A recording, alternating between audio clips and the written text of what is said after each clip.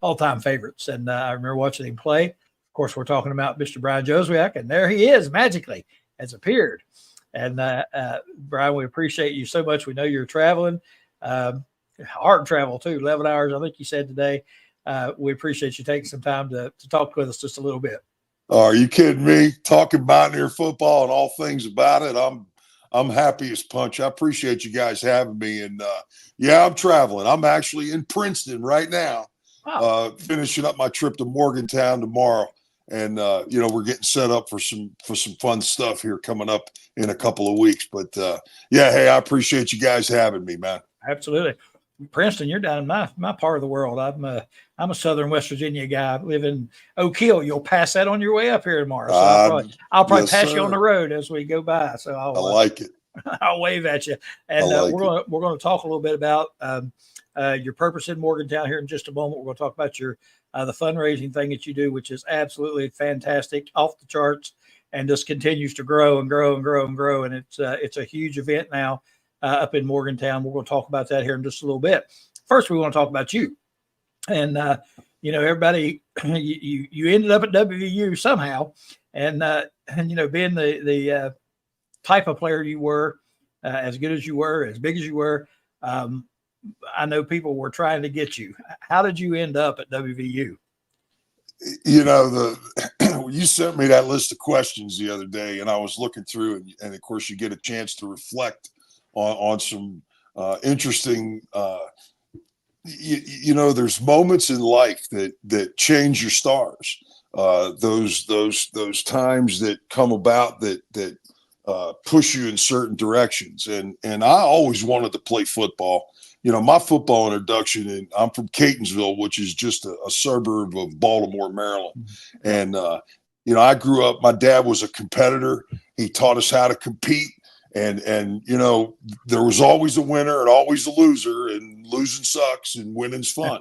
and that's how I grew up. And of course, we played games outside all the time. We pick up football games, come home all bloodied up, and I was young and I wanted to play little league football. And of course my mother's, I don't want you to get hurt and this and that. And so I turned to music.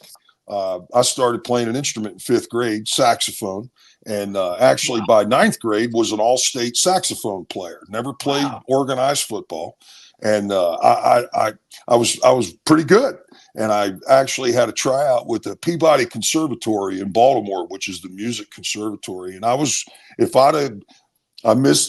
the cut by like 2/100ths of a point and didn't get accepted. And so that kind of changed my course a little bit. And of course, went into high school, and I'm in the gym, and I'm this big old kid running around the gym, and got noticed by the basketball coach. And, of course, he recruited me for basketball real quick. He's like, hey, big guy, dribble down there with this basketball. And I took 3 steps and hit my foot, rolled across the gym. I had to go get it, finally made a layup, pitched it back to him. Fred Unero, Coach Unero, says, hey, listen, son, I'm going to send you down to Art Reeves. He's the football coach. You need to go talk to the football coach.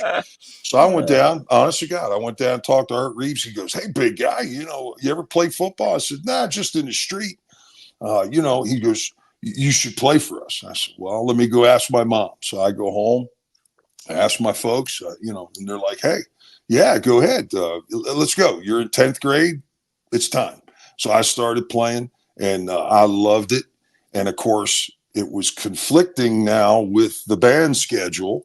And, usually, guys, you know how this works, man. Usually it's the football coach giving you the ultimatum. Hey, you're either in and you're giving it up and you're here all the time, or you're out.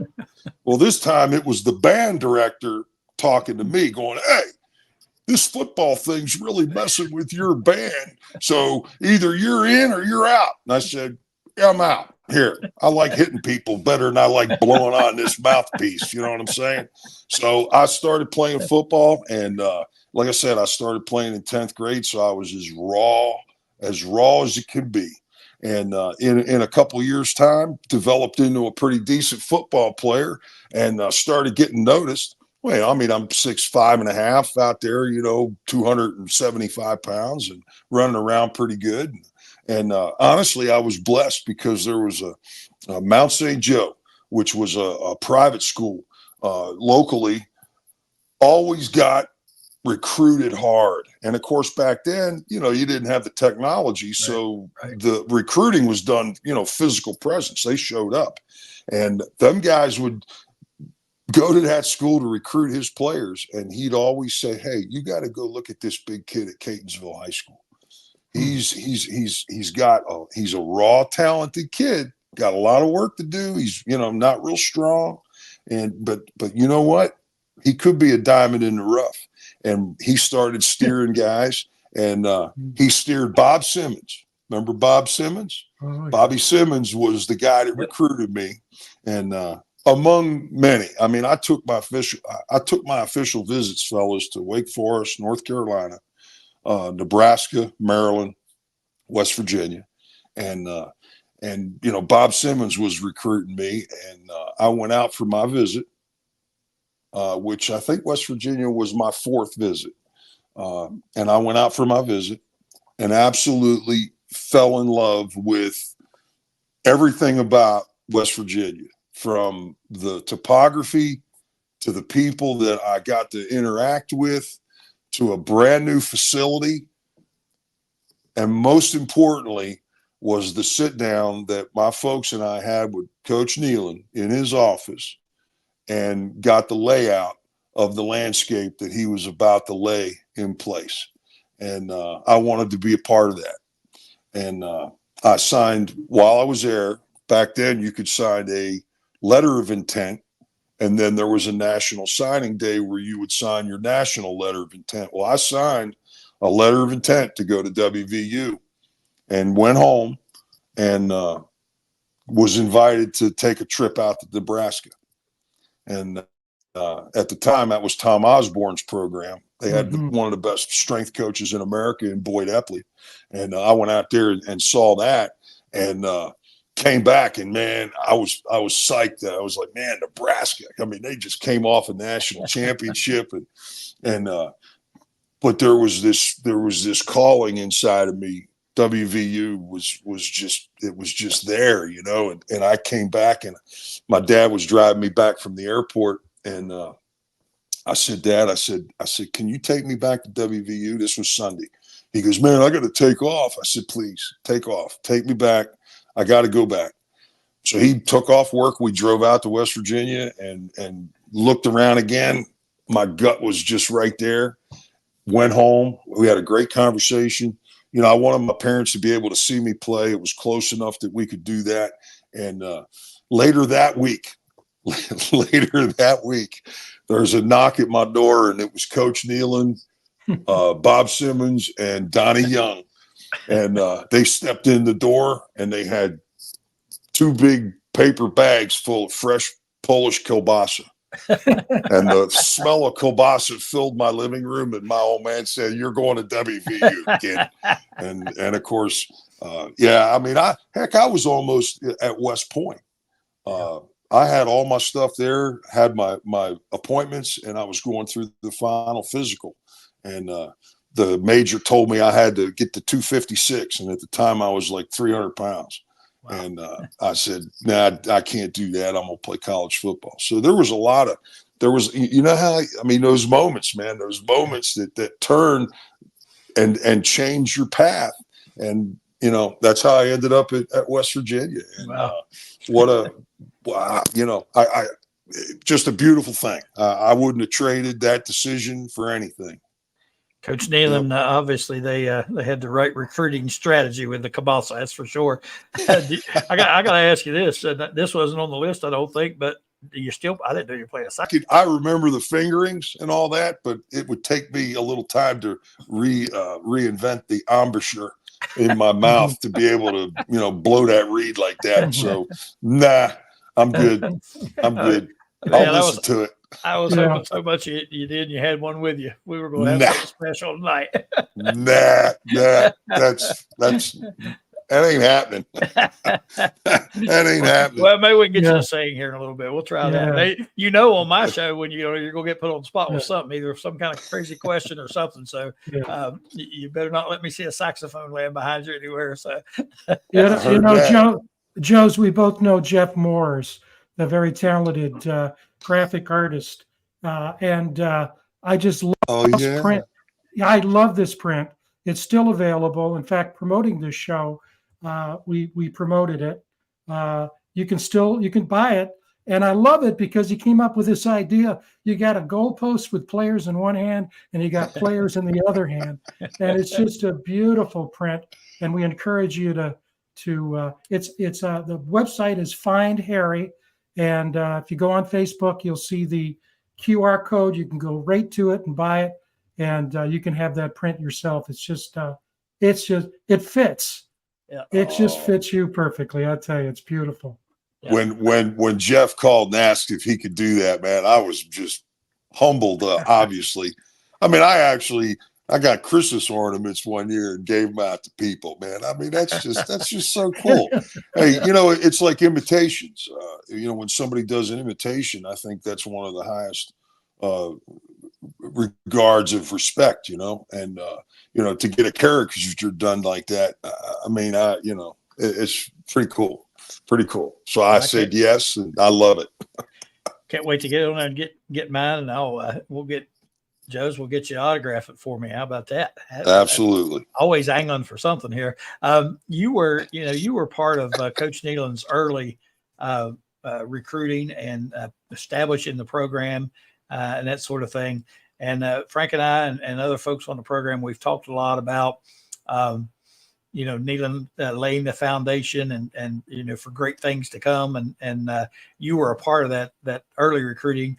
And, when you came into the program, what was it like to be coming into this program and knowing, you're going to play, obviously. And you had got to see the program and you met Coach Nealon.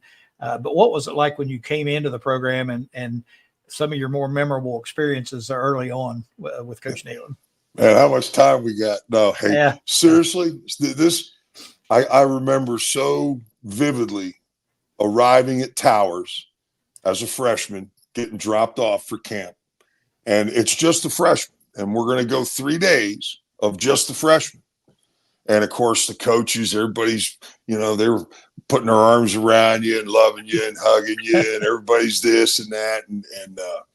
And of course, everybody but my coach. I was a defensive lineman. That year, they signed 2 defensive linemen. So for the first 3 days, it was me and Ernie Anderson getting yelled at by Bill Kurlavich.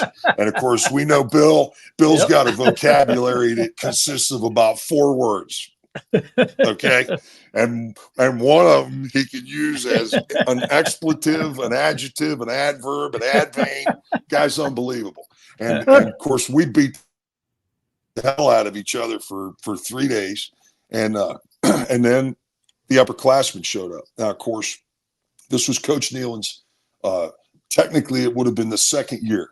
80 was the first year. 81 was the second year. I got there in 81. So these guys had already been through a year with Coach Nealon, and they were all bought in. So the Oliver Lucks, the Darryl Tallies, the Jeff Seals, the Dennis Folks, the Todd Campbells, the Keith Joneses, the Curlin Becks, those guys showed up 3 days later. And of course, they forgot about us.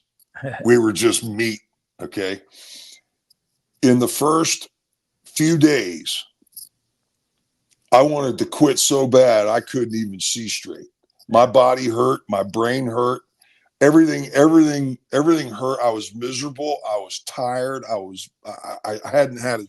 I mean, it was just, I wanted to quit so bad because they were pushing us to a physical, mental, on the verge of breakdown. But that's how you build. You got to break down before you build. Okay. And that's what they were doing. They were building. So, it's the end of practice, second 2-a-day. We're down on the turf because we didn't have a grass facility. All we had was that daggone field, Mountaineer field. And we practiced everything out there on that that crap, that parking lot. It was a parking lot with carpet. All right. Parking lot with carpet. So we practiced everything. And it was after the second practice. This is probably maybe day 5 or 6. And my body, I was ready to shut down. And Coach Nealon would get out in front of the team at the end of practice, and he'd do his talk. And then one of them little equipment manager guys would run up and hand him an index card.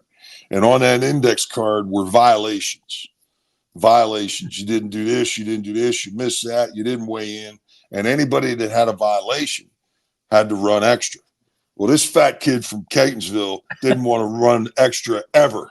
Okay, ever. I hated running more than anybody. And I made sure everything was right. Well, he called my name out saying I left my chair out of my locker. Now, I looked at that chair 20 times. I later found out it was Daryl Talley that pulled it out. They were checking me. They wanted to see what I was made of, I'm sure. Well, I got my name called, and I got to do a 100-yard bear crawl and then barrel roll back. With Bill Kurlavich yelling at me. I did it. I did it. Now, as I'm rolling, puke's flying out of my face mask. The carpet's got to be 140 degrees. And the only thing that saved me is I could hear teammates yelling, "Let's go, big man. Come on, 77. Let's go, big man." And I made it across, and they all scooped me up, and then we broke down and ran into the locker room, and I got puke hanging off my face mask. And I get into the locker, and I'm sitting there going, I'm out of here, man. Screw this. This is too hard. I can't do this, man. And I got my head down like this, and I'm about crying. No kidding. And all of a sudden, I get this big paw grab me on the shoulder, and Kurlavich's his mouth gets right next to my ear, and he says, "Hey, big man," he goes, "you're going to be special." He goes, "You just hang in there. You're going to be special."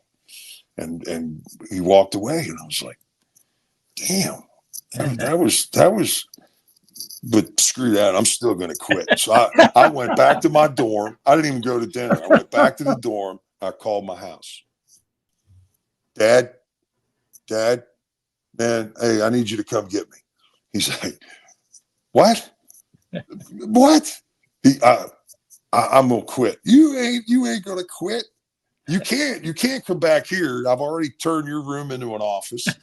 There's no room for you. So if you quit, you're either gonna go get a job or go join the military. You're not coming here. Let me talk to Mom. I could hear my mother in the background. "Who is that, Gail? Who is that?" Be quiet. I got it. No, let me talk to him. No. He said, "Figure it out, son." Click. And I went, son of a gun, man. I guess he means it. And I stuck it out. And you know what? Going into the opener that year, I was the starting middle guard. I earned a starting position my freshman year, true freshman. And on a Thursday, we were doing a goal line. We did 10 scripted plays on the goal line. And I got under and over it and blew out my left knee and had to have surgery. Oh, I had arthroscopic surgery that Monday. And about 4 weeks later, I started jogging. 5 weeks later, I was back in it, and I was back into the rotation. Dave Oldblack was the number one guard, and I was the backup then at that time. And damn if I didn't do the other knee. So I'm laying in the bed. Doug Bowers scoped me up. I'm laying in the bed in the hospital. My mom and dad are in there. Coach Nealon showed up, and he's got Kurlavich on one side of him and Carl Battershell on the other side. Carl Battershell's the O-line coach. And they informed me while I was laying in the bed recovering from surgery, "You're moving to offense." Because remember, there were no knee braces, mandatory knee braces, and they thought that I was going to have a lot of trouble because I was 6'6", and I was going to have issues getting my knees banged up, so they moved me to offense. Thank you, Coach Nealon. Best move I ever made, because, the rest is history. I ended up walking out of there as a consensus All-American, and, I wouldn't have traded it because I got to take that defensive disposition into the offensive play. And when you have a snap count, that means I'm hitting you first. Yeah. Oh man, Right? great Right? story. Oh man, no, it was then the highlights. There are so many. Oh my God, the best part was after a game, win or lose, singing our fight song in the locker room with my Warrior brothers. The time spent in the locker room, the time spent in the huddle. And when it equates to big wins, which, let's talk real quick, 1984, 40 years later, first time we beat Penn State that year. And we had just come off a victory over Doug Flutie, who never beat Mountaineer football in his career. That's and right. We sent him home, coming back from a deficit. And we had our goalposts torn to the ground 2 weeks in a row. I mean, come on now. That's pretty special stuff. Yeah, and when Joe Paterno comes out waving the white flag with 38 seconds left, run back to the locker room so we don't get hurt. Oh yeah, get off our field, man. Oh yeah, that was, all that stuff, all those guys, those times, going and watching a movie together Friday night before a football game out there at Lakeview with our pillows and watching a movie and just the camaraderie, the tightness of it. It was just a special time to be part of Mountaineer football. And we won a lot of games and got to go to bowl games and the coaches that he had with him and his unwavering mission. He came to work every day and he preached to us and we believed in everything that it was about. And at the end of the day, it's about wins and losses, and winning's fun, losing sucks. And we got to win a lot of ball games under that window of time. And I was very blessed. And, of course, for me, as a consensus All-American, man, I was in Playboy magazine. I got to be on the Bob Hope show. I was at the Walter Camp. I got to play in the Hula Bowl in Hawaii. I mean, are you kidding me? What a tremendous run that was. And my experiences at West Virginia, all of them. All of them good. All of them. I mean, I got to experience Sunnyside when Sunnyside was still Sunnyside. When it was real, yeah. Yeah, I mean, come on now. Frank, I Good told stuff. the story. My highlight of that time period was I was down on the field after a game and turned around and run right into Brian. Yeah. And I come up to about his belly button. I was like, "Holy smokes, there's a big guy!" And I said, "Excuse me, sir." Just kept on going. Never forget that. But yeah, it was a special time, and I'll tell you what, so much fun to watch, and to watch people like him play was just amazing, and they're so good, and a lot of good football during that time period for sure. And the games he talked about, I saw most of them, and man, what exciting times it was. The atmosphere. Oh gosh. The atmosphere, Greg. The atmosphere in that stadium. It was like being a rock star, man. And the support and the sound. You'd be out there on that field. There'd be 65,000 people in the stadium, and your body would rumble from the noise, man. Come on, that's special. Yeah, special. And you talk about that atmosphere. In all honesty, I look back at I used to go get season tickets, went all the time. The atmosphere then and the next 8-10 years was so awesome, and I think, in all honesty, it was better than what it is now because there's more seating now, but the atmosphere was just different back then. It was exciting. Frank's put up a little graphic here, and Frank, if you want to kind of go through that graphic just a little bit and highlight some of it. Well, as you're talking, Joe's, it reminds me of I spent my career after graduating from West Virginia in higher education, and one of the things that's in the literature is everybody talks about what are you going to major in, what are you going to major.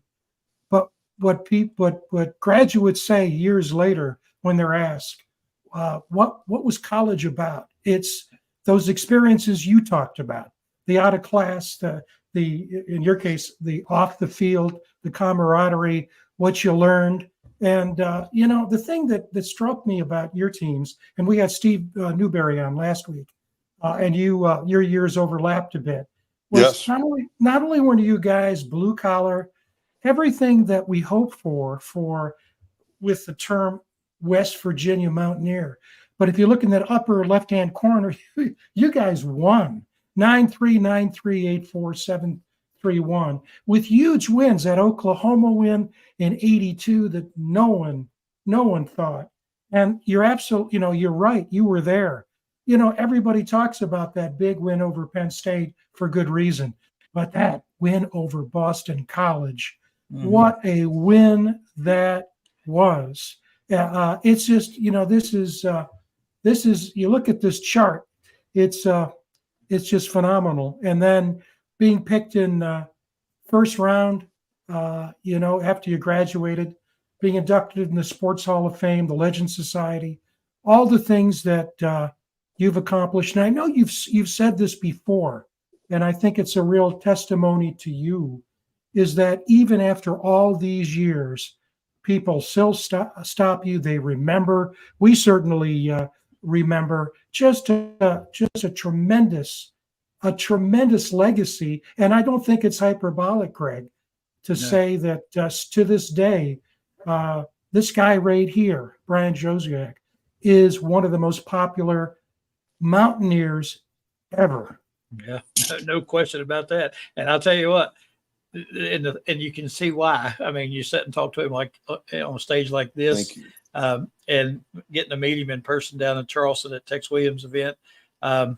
He treated me like he'd known me forever. And, you almost feel like you're good friends, even though you communicate through the phone and like this, you still feel like you're close friends, and absolutely. Right. Yeah. And we're Mountaineers. Yep. Got a funny story too about the Boston College win, the last one.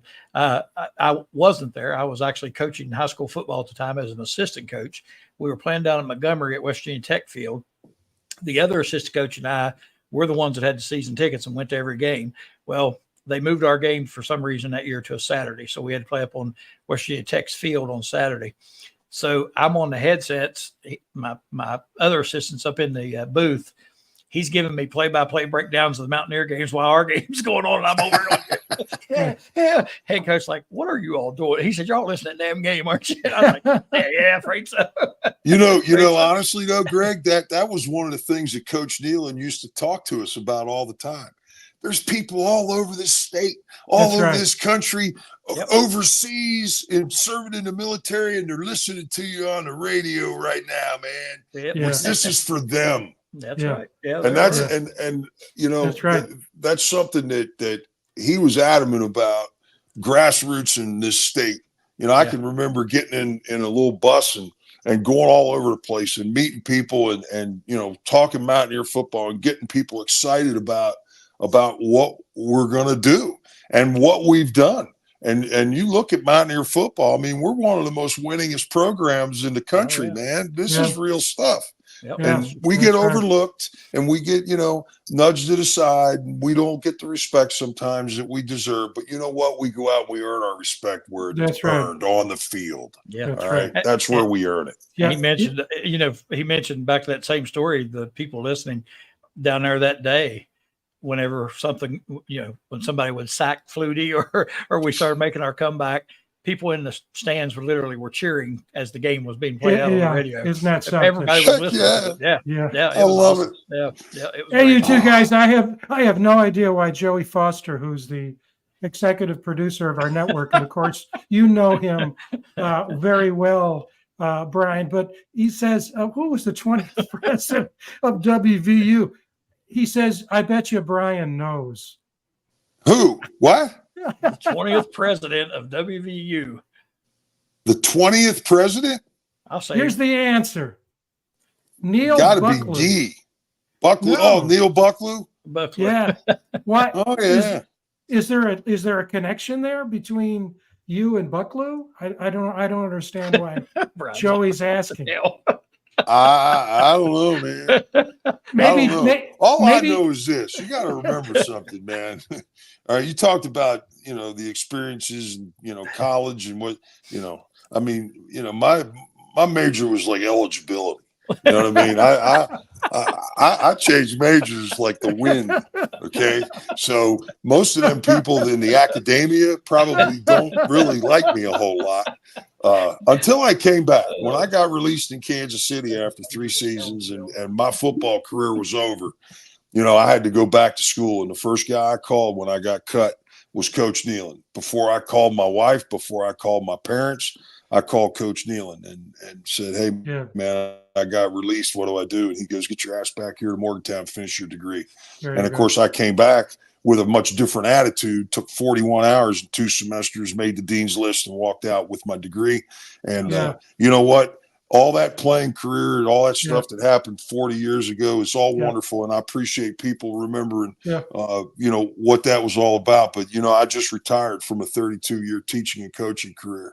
That's and that right there is for me what it's all about, you know, is taking it, because football is going to be over for us at some point. And if we're not ready to take a step into a good direction, career-wise, you know, what are you going to do for the rest of your life? You know, I'm sitting there at 27 years old going, now what? You know? So the reality of it is E. Gordon Gee, Dr. Bucklew, they kind of cringe when they see me a little bit. I love that. But it's okay because I love them both. You know, come on now. Hey, they didn't throw me out. They kept me around. So I appreciate it. Yeah. And hats off to you too for the teaching. I retired after 32 years of teaching and coaching. So I know what it was like for you. Yeah. What a great ride. Yeah. Oh. So for all the accolades you get, to me, that's right up there at the top for sure. Yeah. Hey guys, I'm looking at the clock here. We've got a friend of yours and a friend of ours who's been waiting very patiently. And let's talk about the Mountaineers, current Mountaineers, and then talk about your big weekend coming up. And let's bring in a guy named Hawkeye. There's Keith Hawkeye Hawkins. Hey, Keith. How's everybody doing? Doing good. Doing good. I think Joey Foster might have been in the chorus. I say a chorus shirt there. I'm thinking Joey might be hitting the chorus tonight. Come up with that question he came up with. I think underwork shirt today. Yeah, that's right. Hey, you guys talk about what you're seeing. You know, and Keith and I and Greg have talked about this. What a difference a year makes. We've said that before. Last year we weren't talking. We were just keeping our fingers crossed. As we went into the season, it's a whole different vibe. What do you guys think about the upcoming season and the job that Coach Brown is doing and the guys? Take it away, both of you. At the same time, or you want one to go first? Go ahead, You go ahead, Brad. First of all, you know, Coach Brown, it's taken him a little bit of time to really learn how to coach the Power 5 football in the Big 12. Okay. Last year was a testament to the players and the coaches being picked last in the Big 12 and to come out swinging. I credit the locker room. Those guys got backed into a corner and they said, you know what, this we're not going to, no, because proof is in performance, not in prediction. We can predict all we want, but until we go out there and play the game, that's why we play the game, and that's why there's a clock, and that's why there's a winner and a loser. And you control what happens in that period of time now, and in the recruiting, and in the workouts in the off season, and during summer and workouts and getting ready to go. And he's got a great class coming in, and guess what? I think we're finally getting a little bit of respect. I think we're picked like middle of the road somewhere in the Big 12. But, you know, I mean, we got a heck of an offensive line coming back. We got a great dual threat quarterback with a couple of pretty solid backups. I think defensively, you know, we're going to build on what we did last year. I'm excited. And I think everybody's. You guys were talking about season ticket sales. I think the buzz is there, you know, but now it's a different animal. You know, last year it was a cornered animal in the corner, and now you got to fight your way out. Now you kind of out there in the middle now. You know, where do you go? It's an easy slide back Okay. So, I think we're going to sting. I think we're going to sting Penn State. I hate to say this out loud because I know Penn State's loaded, but we got them at home, 40-year anniversary. These guys in that locker room. I got, look at me, man. I got goosebumps. Look at them. Can you see them goosebumps? Look at them. Look at them. We see I'm them. telling you. So I just, and if we can get that one, or at very least on this national stage, come out swinging and put on a heck of a show, and then pulverize the second team, and then go up to Pitt and hand Pitt a loss. Man, this thing could be pretty wild. It really could. I'm excited. You could tell. So absolutely, Keith, what do you think? Well, I agree with Brian. I think it's taken Brown some time, but I think we've finally seen that culture shift too from the Dana era, where guys just kind of Dana just really didn't have he just wasn't the Mountaineer guy. That's just me. And we've seen that culture change now. Something we used to talk about, Frank, that lunch bucket mentality, that blue collar football player. And Neil's bringing in guys that fit his system. They want to, and they want to play that blue collar football. And I'm with Brian. I think we pull the upset on Penn State. Now, do we shoot her a wad that day and we're done for the rest of the year? I don't know. Sometimes you get really high, you achieve it, and then you take that nosedive. But we've got some respect, and now we got to keep it. Yeah, we got to go out and play. We got to finish games. Hopefully, Neil will start playing to win and not to lose a little more often. Not be so conservative. You've got one of the best running backs in the country coming back, and he was a freshman last year. Garrett, he's a dual threat. I think we've got some good receivers. Defensively, we tighten that secondary up. I think we've got an exciting season ahead of us, guys. Yeah, and I think one of the things, and Frank and I have talked about this a few times, that, when you look at the portal, for example, and the people that have left and the people we've brought in, the key elements of the team are still here. None of them left, and I would venture to guess that most people would have a hard time naming too many of the players that did leave.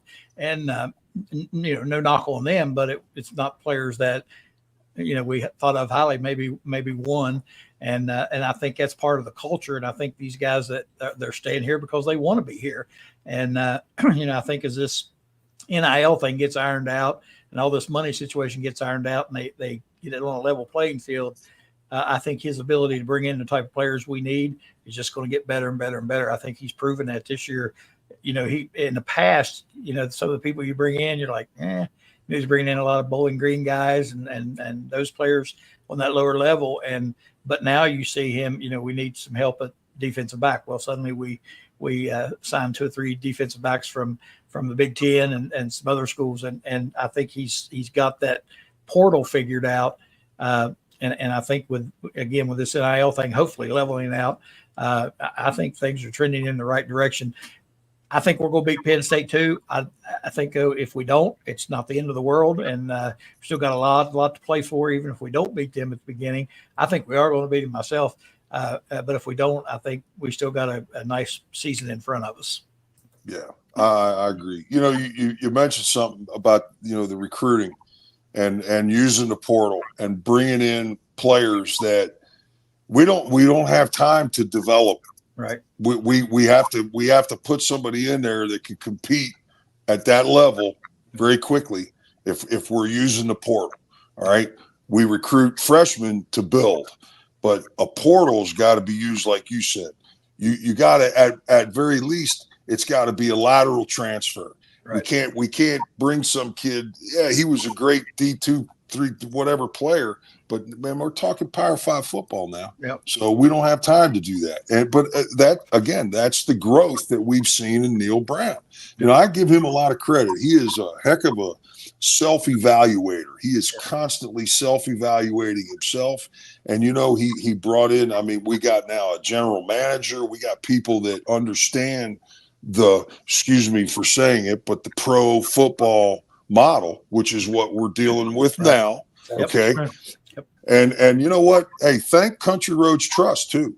The brainchild of those guys putting that thing together when they did, because that's a key element in the landscape of football today, is being able to, retain the good players. Otherwise, West Virginia is like anybody else at the lower level, and we're feeding the SEC. We bring a kid in as a freshman, we develop him, and all of a sudden he jumps ship as a junior and goes somewhere else, because of talent and because of, the ability for them to throw a little bit of extra bone. Some of those guys that get in the portal, though, we got to understand, they don't tell us all of it. They probably walked up to that kid at some point and said, listen, you need to get in the portal. Yep. And we don't see that. We don't hear that, but it's a reality. Yeah. And I think Frank and we talked about that on the show too. The fact that we hadn't lost anybody there for a while. And I said, I think after the spring game, we're going to see some exits, because they're going to get the message. Hey, you're not going to get a play here. You might want to try going somewhere else. A couple of things too. Brian talked about his recruiting. I listen to every day on my way home from Morgantown. I have an hour and a half, and it's usually around 6. So I listen to Tony and those guys talking. They always have these recruits that have verbally committed to WVU for the 25 season and so forth. And everyone they've had on that I've listened to in the last 2 or 3 weeks have said the same thing that Brian said. They like the culture. The coaches are great. They were so sincere and honest and all that. And they just fell in love with Morgantown. And that's, these are some 3, 4, 5-star recruits that they've been signing or at least getting verbal commitments from. Mm-hmm. Also, the Country Roads Trust, I also talked about this with somebody the other day. If the Country Roads Trust would have been around in 1981, 82, and 83, and 84, when I was in college and just getting out, that they sell a beer. I forget what the beer is called. It's a Country Roads beer. Country Roads Trust beer. I said, man, we have so much money up there now from just me and my gang at coming to the games. If we'd have had that beer back then, we'd have been wallering in money right now. I'll just say that. Oh man! Now I go out and have one for dinner, and that's about all I can handle. But back then, buddy, we could have loaded the coffers up here if we'd have had that. That's funny. Frank, go ahead. Yeah, one of the things that all the comments are really spot on. One of the points you made, Brian, at the beginning is really important, and I think it needs to be emphasized. We have this myth that these guys are going to come into these jobs fully formed. They know exactly how to run a ball club, even if they've been successful at a lower level, and there are not many people who can do that. I mean, one of the things about Nick Saban that I always tell people, if you look at his biography, he made about 10 stops before he took his first head coaching job. And he was learning from all the head coaches and associate head coaches and position coaches and coordinators before he took his first job. I had a chance to be at Michigan State when he was there, and I was a mentor on the football team. And you could see back then this guy was going to be great. Didn't know at that time, how great he would be. But, Neil Brown has learned his way into being a Power 5 coach, not an average Power 5 head coach, but a really good one. And we've talked about this, Greg. If you watch his press conferences, they're I think, a workshop in leadership. This guy understands not just theoretically, but how to put together a staff. And look at the haul he's putting in right now. It's just amazing. I think kids want to be part of it. Which I think is really great. Hey, I'm looking at the clock, and we definitely want to talk about this because it's so important, and it's one of the many reasons we invited Keith Hawkins to be with us tonight. Because, in fact, I want to start with Keith. Just talk a bit about Brian's commitment to kids and how kids all over the state have benefited from the fundraising he's done. Well, Brian's commitment is right there in front of you. 34 years. He stood the test of time. There's a lot of people that have names, athletes. They get involved in the charities and the fundraising, and a lot of them don't stick with it. Brian has, he's rooted into West Virginia, and he's all about the kids. post all the time things about, about Brian. It's all about the kids. He's committed. I know personally for my family, we see the end. I have personally seen the end results of what Brian does, the money that's raised. It helps the families. It provides things for the children when they have long stays. I've said it before, I'll say it again. He's doing God's work here. What he's doing, it affects so many people, guys. You just don't realize how many people that what he does, how many people it affects every day. My family, we love him. The Z girl, she's crazy about him. She reads his stuff. She asks about him. He's a special guy, and he's genuine. I'm telling you, what you see right here, him talking when he's away from the mic or out of the spotlight, same guy. He's just a great guy. Love him to death. Back at you, and thank you for saying that stuff. I appreciate it. Coach Nealon got us involved in Children's Hospital 40 years ago, putting our jersey on and going over and visiting the kids, which is still done today. I'm so happy that tradition has maintained, and that relationship with Children's Hospital is still as strong and as special with our athletes there at WVU going over and seeing those kids. It matters. It so much matters. And, when I got done playing, being involved like that, I wanted to maintain a tie to WVU and kids and that hospital. I got to be close friends with Dr. Bill Neal, who that was his vision, a hospital within a hospital. And then of course, Coach Nealon got involved with his missus, and they nurtured our relationship with those kids. And of course I fell in love with it. And then after playing, I was a on the air telethon host with that crew and we started this golf tournament, and 34 years later, here we are, bringing people to the table and raising money and awareness. And, it holds a very special place in my heart for all those reasons. But my son was born there, and we had some complications with him early on.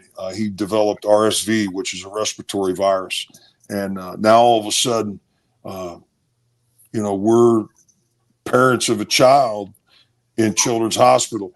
So we now get to see it from behind the scenes, real life stuff, not just, slapping a smile on and going in there and doing your dog and pony show. It's you're in the mix, man. Your kid could die tomorrow, and it's in the hands of these people that are in there working, man.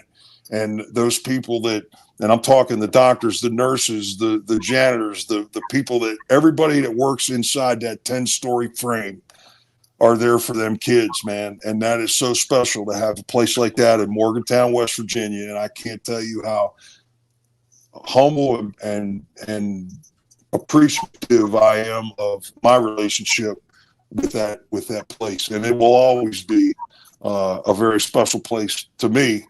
And, I thank you. I thank you for the support. And we had a heck of a weekend. A lot of great guys come in for it. We get going on Thursday night at Tropics. We're going to honor Coach Nealon. He ain't getting any younger, and by God, he deserves as much pat on the back as we can give that man. And then we play golf on Saturday or on Friday. And then Saturday we're gonna do some bowling over there at Suburban Lanes. All again raising money for the kids, and I can't thank enough everybody that's involved to make it happen. And I'm just part of the team, and I love it. Love it. Brian, if you will, if people want to get involved, if they want to, if they want to take part in some of the events, or they want to donate money, whatever it is they may want to do, how do they go about that?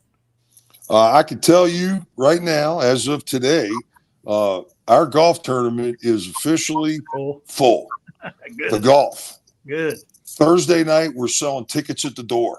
So if you want to come and be part of it and buy some tickets and come hang out with us, we're selling tickets at the door. I think they're $100 or $150, 100, something like that. And again, all the proceeds on Thursday goes directly to Jeff Hostetler's foundation, the Haas Foundation, right. Because Jeff obviously is on the board. He's the marquee guy. He's the guy that really, that 10th floor up in that building is a phenomenal space for those kids to get away from the grind of everyday hospital life, and they can go in there. And that was put up there, and Haas and the Haas Foundation is a special thing. So all the money we raise Thursday night goes right to his foundation, which goes right to the hospital. And then bowling, we got plenty of room to bowl. $50, 6-man team. We're going to be in the bowling lanes with a bunch of freaking old Mountaineer legends talking trash. Huh, man? Are you kidding me? That's the one to come to. You think that's being on a golf course is fun? That thing Saturday is going to be a trip. Awesome. And I'll tell you what, we got some special things that are going to happen there at that Saturday gig too. So it's going to be a fun weekend. And you know what? It's really beautiful. It's turned into a heck of a reunion of players that, I played with back in my day, like you guys. I see you, Frank, with hanging out with some of them guys that you played with back in the day, man. And that's just a special thing when you can get guys together and reminisce and have a good time. And that's what that's all about as well. Keeping those guys relevant and involved with WVU and WVU Medicine Children's, which is what it's all about. It's all about the kids, man. Yep. And I think if folks haven't seen that place in a while, we drive by it pretty frequently up here. It's been renovated, beautiful, front's beautiful, and a fantastic place. And then you're talking about the tradition of going over in your uniforms. I think now the players take a moment to wave up at the kids before a game, and there's nothing better than seeing those little hands up there in the windows waving back. That's exciting for those kids. So what an awesome thing. Hey guys, I got a real quick little story for you. So Brian, right. Last year, me and Zoller was there, and everything went great. Loved it. And I took her home that Saturday, and the following Sunday, I was rushing her back to WVU Children's. She had a shunt failure. Got her up there the following Sunday. Kid's tougher than woodpecker lips. That's a fact.